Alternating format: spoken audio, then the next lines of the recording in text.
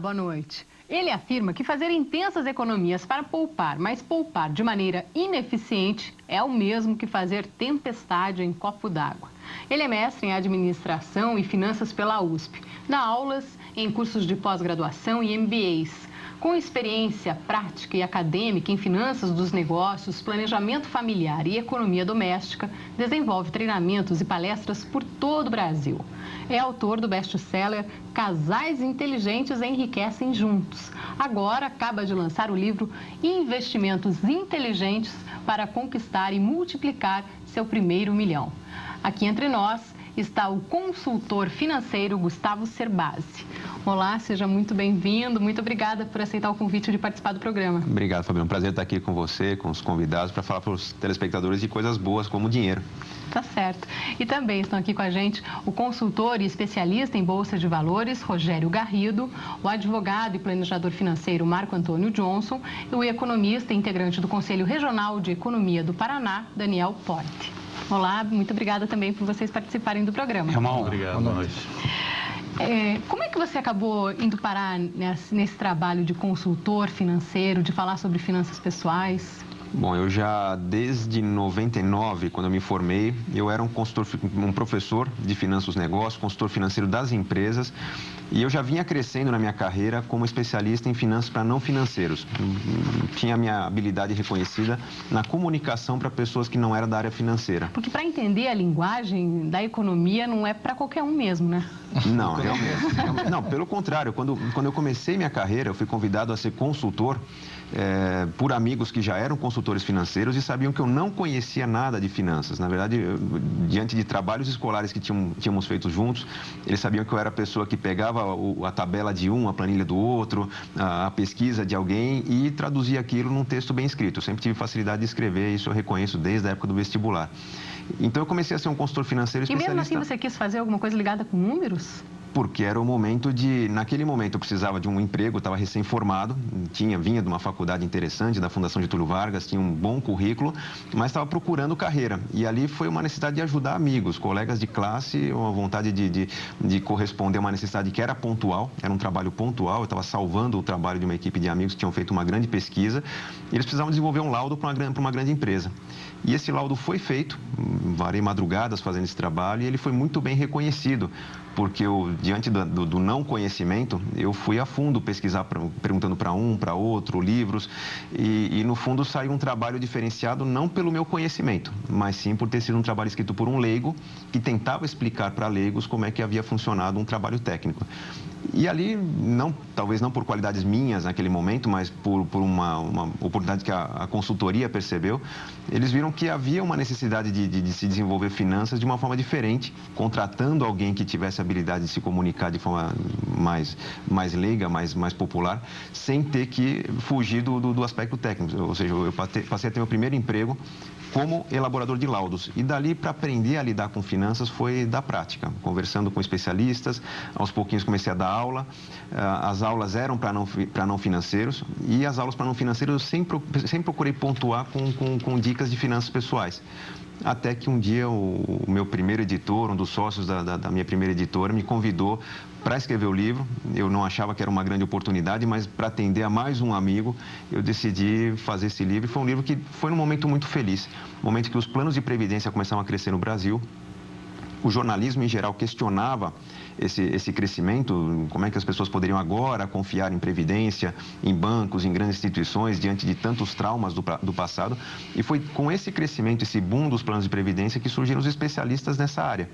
Eu e outros profissionais que podiam argumentar, explicar quais eram as transformações institucionais, quais eram as novidades no mercado, quais eram os novos modelos de segurança e fiscalização que existiam nos produtos, para que eles se provassem seguros e confiáveis. Que livro que é esse, Cerbasi? Meu primeiro livro foi O Dinheiro, Os Segredos de Quem Tem, um livro lançado no final de 2002, comecinho em 2003. um livro que é vendido até hoje, tem uma boa vendagem acumulada, mas nunca fez muito sucesso nos rankings dos mais vendidos. E foi o primeiro trabalho mostrando passo a passo de uma possível construção de riqueza, um possível enriquecimento no Brasil. Com foco no plano de previdência privada, é isso? Não necessariamente. Na mas verdade, o que era com foco no o foco do livro privada era... Na verdade, o foco do livro é mostrar que qualquer pessoa poderia construir a sua própria independência financeira, um futuro muito seguro. Eu apresentava no livro os planos de previdência privada como um dos mecanismos, um dos caminhos para as pessoas conseguirem isso. Existem os caminhos mais trabalhosos, em que você faz todo o seu planejamento, você escolhe o seu investimento, você monta a sua estratégia. E isso exige muito tempo da pessoa. Existem os caminhos, o caminho intermediário, que é você com pouco tempo, pouco conhecimento, conta com profissionais que vão ajudar a fazer seleções de investimento, vão orientar onde colocar seu dinheiro. E existe o caminho para as pessoas que querem um pouco mais de comodidade e conveniência. Pessoas com pouco tempo, pouco conhecimento, querem confiar totalmente a um planejador, a uma empresa que faz esse planejamento para ela, elas vão preferir o plano de previdência privada, que é uma forma muito segura de atingir objetivos hoje no Brasil. Uhum. Mas nessa questão aí de economizar, muitas pessoas acreditam que é possível fazer isso quando se ganha mais do que se precisa. E que daí tem uma hora certa para você começar a poupar.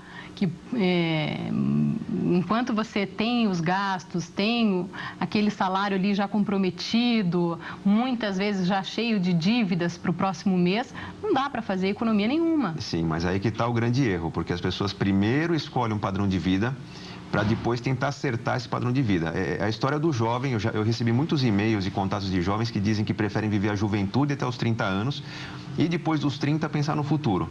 É um erro grave, porque aos 30 anos surge a hipótese do casamento, que na juventude as pessoas não consideravam. Depois do casamento vem o filho, depois a escola do filho, a faculdade, a pessoa vai se preocupar só lá na frente. O ideal seria que a pessoa, desde cedo, percebendo que existe oportunidades de enriquecer no Brasil, que existem instituições que me asseguram isso, desde um primeiro salário, se num momento eu estou com minha renda zero, consigo meu primeiro emprego, eu tenho escolhas a fazer. Se essas escolhas estão muito apertadas, eu ganho muito pouco, eu sei que na minha juventude eu estou trabalhando, estudando para daqui a alguns meses ter uma renda maior. Então, teria uma outra oportunidade de fazer escolhas. Se eu passo de uma renda de 400 para 600 reais, por que não melhorar o meu padrão de vida de 400 para 500 e passar a poupar 100? É importante começar desde cedo, porque enquanto somos jovens, nós temos muitas oportunidades de fazer escolha. Você conseguiu fazer isso com o seu primeiro emprego? Eu consegui, porque na verdade eu já comecei a dar aula de finanças e começar a abordar esse tipo de assunto ganhando pouco. Eu não era profissional de nenhuma instituição, não tinha vínculo com nenhuma instituição. Eu dava aula recebendo a hora-aula, que era pouco. Eu não chegava a ter, tinha meses que eu não tinha renda de R$1.000 por mês. Mas morava com meus pais. Então, nisso de exemplificar a matemática financeira, mostrando o efeito de você acumular dinheiro, multiplicar ao longo de vários anos, 20, 30 anos, eu percebia que se eu guardasse... Mas você já gostava disso? Já tinha uma disciplina? Antes de você dar essas aulas, você já tinha essa disciplina ou não? Foi adquirindo com a sua profissão? Eu sempre fui muito disciplinado, não com finanças, porque se um jovem hoje disser que foi muito bem educado por seus pais, é mentira, porque os pais e os jovens cresceram num ambiente de inflação, de falta de planejamento incrível. Eu sempre fui muito disciplinado porque eu era atleta, eu fui nadador durante 15 anos, tinha hora de comer, hora de dormir, o que comer, diziam para comer. Então, essa disciplina eu fui levando para a minha vida. Então, eu já tinha, por exemplo, o hábito de trabalhar e juntar dinheiro para pagar minha viagem de final de ano. Trabalhar mais um pouquinho e juntar dinheiro para o presente da namorada e o presente dos pais. Então, esse hábito de poupar eu já tinha. Mas esse era pão duro? Não, não era pão duro, pelo contrário, porque eu justamente tinha o hábito de gastar tudo que eu poupava. Eu ainda hoje eu me considero um gastador, uma pessoa que tem o impulso gastador, só que eu me planejo para isso. Então, Porque tem gente que não tem nem esse impulso, né? Deixa eu só ver que eles três querem fazer pergunta. Em relação a essa questão que a gente está comentando aqui, alguém tem uma pergunta já específica? Diga, Daniel. Me desculpe, boa tarde, Gustavo, prazer te conhecer aqui, obrigado pelo convite. Comentar uma questão dessa última participação tua a respeito da questão de disciplina. Eu também não sou uma pessoa disciplinada, embora seja economista, deveria ser, mas esse exemplo de disciplina que você coloca, eu tenho em casa, por exemplo, meu irmão, que é atleta também há mais de 25 anos e é uma pessoa extremamente disciplinada. Então, como é importante, a prática do esporte pode trazer benefícios também para outras outras situações da vida e principalmente para a questão financeira. Geralmente as pessoas que têm um vínculo com o esporte têm realmente uma melhor gestão dos seus recursos financeiros também. Mas é muito legal. Quando começar a educação financeira dos filhos, por exemplo, eu ouvi isso de uma consultora muito conhecida, a Cássia de Aquino, escreve sobre o assunto também. Ela falou: o ideal é você começar já quando estiver na barriga. Porque o ritmo que você dá, a hora do carinho, a hora da alimentação, a hora de trocar fraldas, de dormir, essa disciplina da vida já é o primeiro passo para você ter um filho poupador. São as primeiras sensações e a memória que vai se restaurar. Mas agora, como diferenciar quem é disciplinado de quem é pão duro? Não, acho que o excesso, em qualquer tipo de excesso faz mal. Então, a poupança em excesso ela é tão ruim quanto o consumir em excesso. Eu vejo muitos jovens que me escrevem dizendo: eu quero ter o meu primeiro milhão até os 30 anos de idade, estou poupando 70% do que eu ganho. Isso é um risco, porque esse jovem corre o risco de amanhã perder uma pessoa querida ou perder uma oportunidade de carreira porque não investiu no seu aprendizado, e ver sua vida ir escapando entre os dedos pela ganância, pela avareza, de querer ter exatamente a avareza de querer ter um objetivo financeiro muito rapidamente. No fundo, o que a gente sente mesmo é que as pessoas não traçam objetivos na vida. Exato. E é mais ou menos como você falou, Gustavo, quando você começa a trabalhar, você começa a evoluir com objetivos de curto, médio e longo prazo, e você vai cumprindo esses objetivos. E você vai acaba acumulando dinheiro daí. Sem dúvida. E vai constituindo patrimônio, etc. Como você falou, é verdade mesmo. E até como essa consultora financeira falou, a educação de filho, ela tem que ser desde novinho. Para ele aprender a lidar com dinheiro, para que no futuro ele nunca tenha dificuldade financeira, mesmo com períodos de inflação e tudo mais, como a gente já passou. Então é interessante. Mas de que forma educar, por exemplo, a criança? Quando você me perguntou sobre como diferenciar o disciplinado, não disciplinado, compulsivo, na verdade, o não disciplinado é aquele que não tem objetivos. Se a pessoa tem objetivos, ela se disciplina. Então, o gasto compulsivo, por exemplo, as pessoas falam muito do consumo compulsivo em shoppings. Se você vai a um shopping sabendo a verba que você tem para consumir, você parou, você olhou o extrato do banco, você tem um mínimo de controle financeiro para saber o quanto você pode gastar por mês, você vai gastar mais. Por quê? Porque você vai ao shopping, você gasta aquilo que pode. Se você gasta o que pode, você não entra no vermelho, então você não paga juros desnecessariamente. No mês seguinte, você tem a mesma verba para gastar aquilo que você previa, não vai estar perdendo o controle. Para educar os filhos, eu acho que o caminho é por aí também. A questão da disciplina, não só em relação ao dinheiro, que pode ser trabalhada com mesada, por exemplo, pode ser trabalhada com o cofrinho que você dá para um filho, guardando as moedinhas, sugerindo esse filho que um dia use esse cofrinho com certo objetivo. Por exemplo, uma boa sugestão é quando ele pede um presente fora de hora. São vários instrumentos de disciplina que podem ser trabalhados. A mesada, por exemplo, não tem o menor sentido se ela for tratada como um presente. Filho, agora você, por ter feito X anos, por ter passado na escola, agora você passa a ganhar uma mesada mensal e ponto. Está errado. A mesada ela é nada mais do que uma desculpa para se falar sobre dinheiro em casa, e essa desculpa deve envolver toda uma conversa sobre o que você pretende fazer com a mesada. Você lembrou de guardar um pouquinho para aquelas necessidades que você não prevê, você lembrou de doar para quem não tem condições de ter um dinheiro. E a criança tem que ter consciência de que a mesada ela é o direito da criança administrar parte da verba da família. E não uma verba dela. Na sua opinião, a partir de que idade que os pais devem dar alguma mesada para o filho? Depende muito da situação social da criança. Normalmente, a partir do momento em que ela passa a ter decisões de consumo longe dos pais. Porque enquanto ela convive com os pais o tempo todo, papai quer isso, papai quer aquilo, mamãe quero comprar isso, não precisa de mesada. Quando ela começa a sair com amiguinhos, porque no condomínio um pai por semana leva os amigos para passear, quando ela começa a ter o consumo na cantina da escola, tendo o consumo longe dos pais, é a hora de sugerir à criança, se isso não vier dela, um valor para ela gastar. Você deve se questionar dela, o que ela acha razoável ela administrar, e em cima disso que ela sugere, ter um trabalho com feedback do tipo: olha, é muito, é pouco, se eu desse dinheiro para você, você topa economizar uma vez por semana para comprar um presente no fim do mês, alguma coisa nesse sentido. A mesada vai por aí. Mas agora, Gustavo, e pais que não têm condições financeiras de dar essa mesada, como podem ensinar o filho a educação financeira? Com o envolvimento do filho. Eu acho que, principalmente quando a verba é muito limitada, normalmente falar sobre dinheiro, falar sobre renda e patrimônio é muito temeroso. A criança não entende, principalmente crianças pequenas, acham que crianças não acostumadas a lidar com 5, 10 reais por dia, ouvem falar que o pai ganha R$1.000 por mês, parece muito dinheiro e, na verdade, o pai ganha pouco. Eu acho que as crianças têm que participar de pequenos orçamentos no dia a dia. Por exemplo, a próxima viagem de final de semana. A família se reúne numa mesa, discute qual que é a verba, nós temos R$300 para passar o final de semana. As crianças querem ajudar a dimensionar quanto vai ser gasto com pedágio, combustível, presente da vovó, o hotel, o restaurante que nós vamos comer. Vamos fazer escolhas. Esse envolvimento é muito gratificante para a criança, é um exercício para os pais, meio teatral, não vai sair nada muito miraculoso dali, mas justamente esse envolvimento gradual da criança, hoje numa viagem, amanhã numa ceia de final de ano, uma noção de valor, né? Depois já começa a falar sobre o orçamento da família, tendo uma noção do que pode, o que não pode, e você vai envolvendo a criança a noção de valor. Garrido, você tem um comentário? Eu gostaria de fazer uma pontuação, um esclarecimento. Qual a orientação que você passa quando você comenta a pessoa, eu sou jovem, até os 30 anos, eu quero fazer isso, aquilo. Então, tem 2 pontos nevrálgicos na vida das pessoas. A compra do carro, quando você é jovem, e a compra da casa, quando se casa. Então, qual é a orientação que você passa nesse sentido? Que você pode estar encontrando um ônus aí, ao invés de um patrimônio, né? Qual que é o melhor caminho para essas pessoas? Eu vou sugerir, então, que você responda isso no próximo bloco.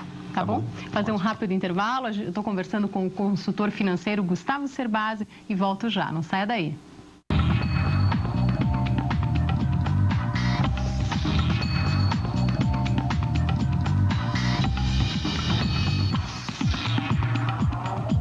Eu recebo hoje o consultor financeiro Gustavo Cerbasi, que é autor do best-seller Casais Inteligentes Enriquecem Juntos. E agora acaba de lançar o livro Investimentos Inteligentes para Conquistar e Multiplicar o Seu Primeiro Milhão. Então, retomando a pergunta do Garrido, o jovem que até os 30 pensa em comprar o carro e depois dos 30 na casa própria, né? Como é que você vê isso? Normalmente nós não temos que romper com a cultura de que todo jovem que entra na faculdade quer um carro, todo mundo que casa quer casa e os pais querem ajudar a ter essa casa. Normalmente a orientação que eu dou é exemplificando, mostrando com números os efeitos de uma mudança de escolha. É difícil no Brasil porque você pega uma cultura americana, em que todo mundo na família tem um exemplo de alguém, ou que construiu riqueza com uma indústria ou com seu plano de previdência, você tem histórias do tio, do pai, do avô. É comum o jovem seguir o caminho do sacrifício se espelhando na história de alguém. No Brasil, não. Mas o sacrifício que você diz é o quê? É o sacrifício de você fazer escolhas mais modestas, não necessariamente cortar. No Brasil, pessoas que confiaram na construção de um pé de meia perderam com quebra da Bolsa do Rio, com quebra dos planos de previdência, com grandes bancos como o Econômico, Nacional, Comindi. Teve toda uma frustração da geração anterior que hoje, de certa forma, leva os filhos a escolhas mais patrimoniais, mais materialistas. Esses jovens têm que perceber que hoje, para ter uma escolha por um futuro mais rico, não é preciso substituir ou cortar coisas. Eu sou totalmente contra aquela linha de consultoria que diz, olha, um cafezinho por dia, em 30 anos vale um automóvel. Parece que você tem que tirar o prazer para ter felicidade. Não é o cafezinho o problema.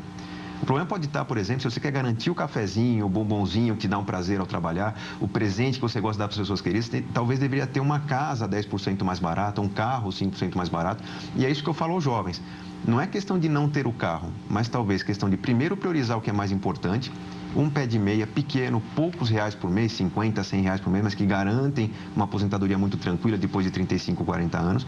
E também uma verba para o lazer. Só que uma verba que aí sim permita ao jovem fazer uma compra do carro. Se for um carro, que seja um pouco mais modesto do que ele gostaria de comprar. Se for uma casa, que seja um pouco mais modesta para poder comportar tudo que essa pessoa gostaria de ter na vida. Lazer, qualidade de vida, moradia, automóvel e também pé de meia. Ou uma construção de uma previdência para o futuro. É a questão de tentar conciliar as coisas, talvez simplificando as grandes escolhas para caber mais as menores e também caber o futuro nesse E você fala até que em alguns casos é melhor até andar de táxi ou de ônibus? Sim, isso é uma escolha das grandes cidades, porque muitos casais hoje têm a dificuldade de não conseguir manter as contas em dia e aparentemente tem desculpa para todo o gasto que esse casal tem. Desde manter a casa, manter o carro, mas é comum hoje, por exemplo, uma família de classe média ter 2 automóveis. Quando, na verdade, seria muito mais razoável essa família de classe média morar perto do trabalho de um dos dois. Um dos dois se deslocaria de bicicleta ou de táxi num dia de chuva e teria apenas um automóvel que custa suficientemente caro para comprometer boa parte da renda da família e o segundo automóvel seria dispensado.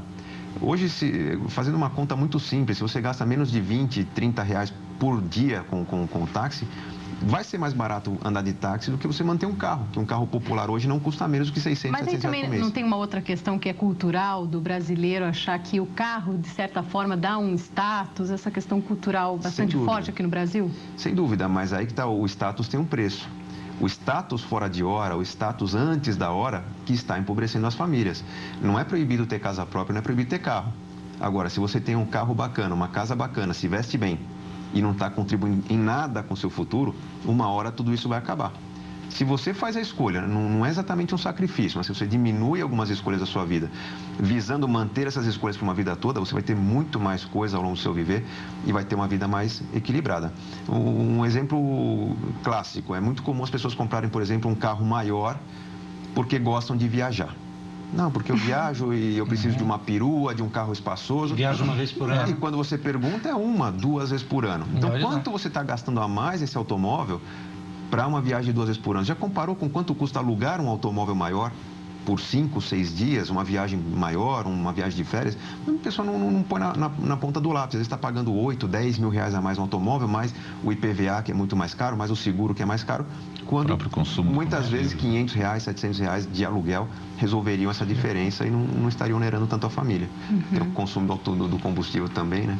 E quantos carros tem na sua casa? Atualmente tem 2, mas eu durante muito tempo fiquei com, até foi um motivo de piada, quando o meu livro já fazia sucesso, Casais Inteligentes já estava entre os mais vendidos, as pessoas tinham noção da vendagem de 15, 20 mil livros por mês, tinham uma noção do quanto eu poderia ganhar com isso, e onde eu dava aula era comum eu ser ridicularizado com algo do tipo, mas você anda com um carro popular, né, um carro pequenininho, e eu tinha plena convicção de que eu não precisava de um automóvel luxuoso, porque eu andava muito pouco. Eu já há muito tempo estou nesse ritmo de aeroportos ou de fazer uma viagem mais longa, eu sempre aluguei automóveis para viajar. Então eu tinha um carro popular quando meus colegas de trabalho tinham sedãs mais caros, importados, e eles diziam que era um grande pão duro. Na verdade, eu estava seguindo o meu planejamento pessoal para ter um carro muito mais bacana como eu tenho hoje, para comprar uma casa como eu estou pagando, vai ficar pronto em algum tempo, mas era um momento da minha vida. E, por incrível que pareça, uma sociedade latina, nós temos que prestar contas para as pessoas ao nosso redor do porquê não temos aquilo que eles acham que deveríamos ter. Então, é uma dificuldade da nossa cultura. Em linhas gerais, assim... Posso? Pode, claro. Não, em linhas gerais, é ir numa crescente, né? Tanto no lazer quanto nos bens, não é? Exatamente.